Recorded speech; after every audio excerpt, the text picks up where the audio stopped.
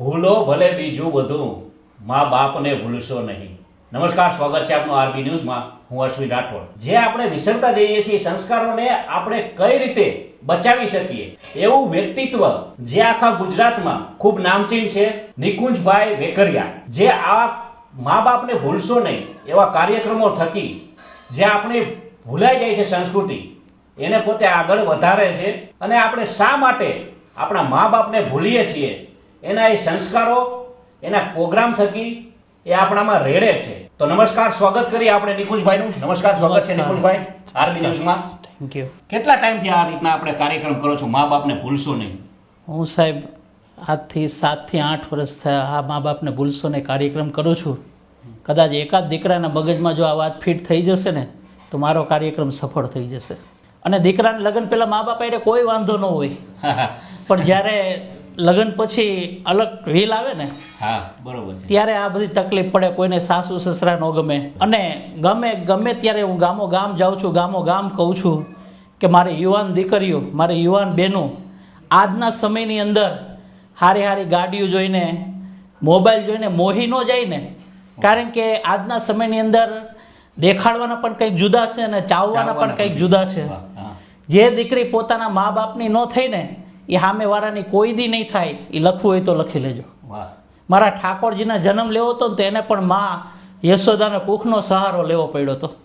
એટલે જેને મા બાપની સેવા કરી છે ને એને આ દુનિયા વાળવાકો નહીં કરી શકે. અને હું પણ આજે મારી જે સફળતા છે ને એ હું ગર્વથી કહું છું કે મારા મા બાપના આશીર્વાદ છે.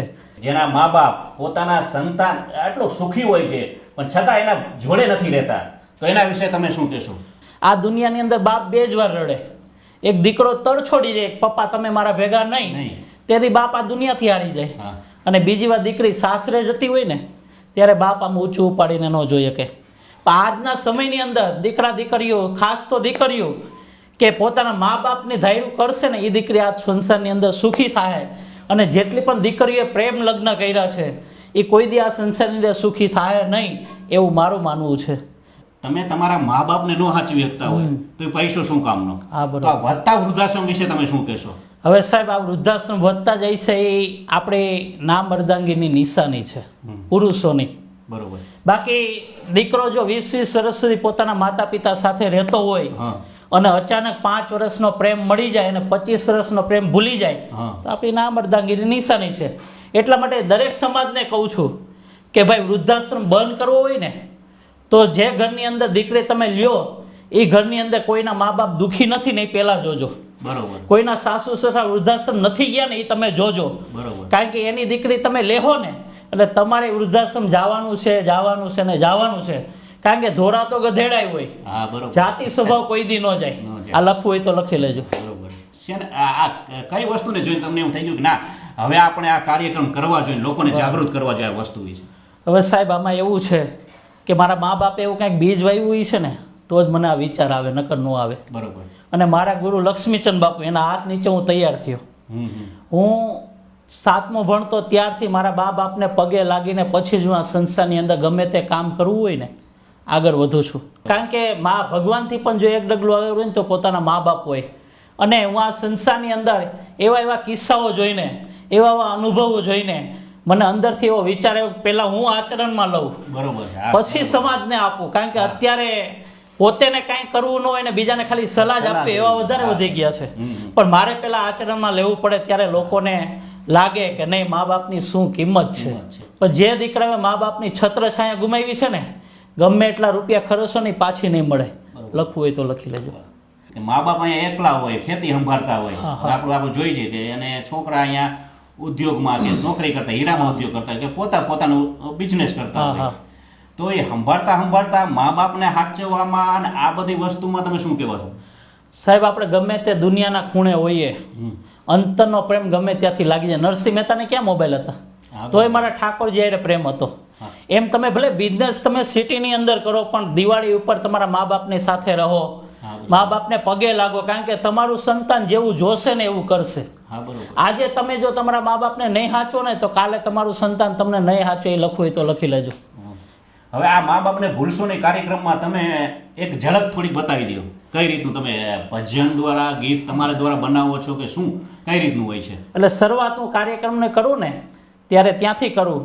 સંતાનથી સેવા કરો, સંતાન છો સેવા ચાહો, મા બાપને ભૂલશો નહીં. વાહ. હવે નિકુંજભાઈ, હજી એક વાત મને પૂછવાનું મન થાય કે આજની જનરેશન, હવે આ મોબાઈલ યુગ વધી ગયો છે, તો એના માટે તમે નવા જનરેશનને શું મેસેજ આપશો?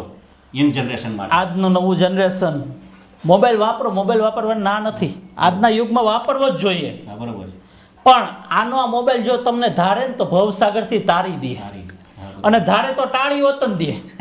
આ મોબાઈલ બે કામ કરે. એ કામ કરે. એટલા માટે દરેક નવ યુવાનોને, દરેક બેનો દીકરીઓને ખાસ નમ્ર વિનંતી કે મોબાઈલમાં એવા સંસ્કાર લ્યો કે આપણા મા બાપના નામ રોશન થાય અને આપણા મા બાપને ગર્વ થાય કે મારું સંતાન છે ભાઈ. હવે એથી આમ તો તમે હવે આ મોરબીમાં આવ્યા છો. હા, હા. મોરબીમાં. અને તમારો કઈ જગ્યાએ પ્રોગ્રામ છે આજે? મારો પ્રોગ્રામ છે આપણે અહીંયા આગળ જ છે, આપણે રિવેન્ટા રેસિડેન્સી, બરોબર. ત્યાં મા બાપને ભૂલશો નહીં, સ્વર્ગવાસી આત્મા પાછળ મારો કાર્યક્રમ છે. બરોબર. અને જો એક પુત્ર વધુ જો સુધરી જાય ને તો એના સાસુ સસરાને આતરડી ઠરી જાય, અને એની આતરડી ઠરશે ને તો મારી ઉપર મારા ઠાકોરજીને આંખ ઠરી જાય. બરોબર. આજની માવડીઓને બે હાથ જોડીને નમ્ર વિનંતી કે દીકરી જ્યાં સુધી પિયરમાં હોય ને ત્યાં સુધી જેમ શિખામણ દેવી એમ દઈ દો. બસ સાસરે ગયા પછી વાંયથી ફોન નહીં કરતા કે દીકરા કાંઈ વાંધો નથી ને, કારણ કે તમારો એક ફોન છે ને જમાઈને હક નો લેવા દે, આખો સંસાર હરગાવે. અને આથી વિશેષ નિકુંજભાઈ, આમ તમે મોરબીમાં પહેલો પ્રોગ્રામ છે કે આના પહેલા તમે કરેલા છે? ના સાહેબ, હું આ મોરબીમાં ત્રીજી વાર આવી ગયો છું. ઓહો, હા. અને ઘણા ખરા લોકો મને ઓળખે પણ છે. બરોબર. પણ બિચારાઓને એમ થાય વિડિયા જોઈને કે આ ભાઈનું ચાર્જ કેટલું ઈ છે. હા, બરોબર. પણ આ મીડિયાના માધ્યમથી મારે એટલું કેવું છે, ગમે તે વ્યક્તિ મને ફોન કરજો, હા. તમારા પરિસ્થિતિ જોઈને હું પ્રોગ્રામ કરી દઈશ. વાહ. બીજા નંબરમાં કોઈ કેન્સરગ્રસ્ત વ્યક્તિ હોય હા, બરોબર. તો હું એવા પણ કાર્ય કરું, જે કંઈ કાર્યક્રમની અંદર જે આવક થઈ છે ને એ તમામે તમામ આવક કેન્સરગ્રસ્ત વ્યક્તિને દઈને જાઉં છું. વાહ. એને નવું જીવનદાન દઈને જાઉં છું. અને જે તમે કીધું એમ, પણ આખા ઓલ ગુજરાતમાં જે પ્રોગ્રામ કરે છે, અને આજ સુધીમાં તમે કેટલા પ્રોગ્રામ કર્યા છે? સાહેબ, અત્યાર સુધીમાં મેં લગભગ 550-600 પ્રોગ્રામ કર્યા છે. વિશેષ જતા જતા મોરબીવાસી માટે કઈ સંદેશ તમારો? મોરબી વાસીઓને મારે ખાલી એટલું જ કહેવું કે તમારા મા બાપ જો જીવતા હોય ને તો એને ખાલી સેવા કરી લેજો, અને તમે એની સેવા કરશો ને તો મેવા જરૂર મળશે. તેમજ મારે મોરબીની નવ યુવાન દીકરીઓ આ ભાઈની બે હાથ જોડીને નમ્ર વિનંતી કે આજના ઝડપી સમયની અંદર તમે કાળનો ભોગ ન બની જાઓ ને, એ ખાસ ધ્યાન રાખજો. કારણ કે આ સમાજની અંદર દેખાડવાના પણ કંઈક જુદા છે અને ચાવવાના પણ કંઈક જુદા છે. તમારા મા બાપનું માનીને તમે એના રસ્તે ચાલશો ને તો તમે સુખી થશો, એવી મારી બે હાથ જોડીને નમ્ર વિનંતી. બીજા નંબરમાં તમારે કોઈ પણને કાર્યક્રમ કરવો હોય, કોઈ મૂંઝાતા ને એકવાર ફોન કરજો મને. બરોબર. એટલા માટે મારો મોબાઈલ નંબર નોંધી લેજો, 9973870313. ધન્યવાદ. ધન્યવાદ. તમે હતા આરબી ન્યૂઝ ચેનલ પર, યુટ્યુબ, ઇન્સ્ટાગ્રામ અને ફેસબુક પેજ ઉપર, અને હું હતો આપની સાથે અશ્વિન રાઠોડ. જય હિન્દ, જય ભારત.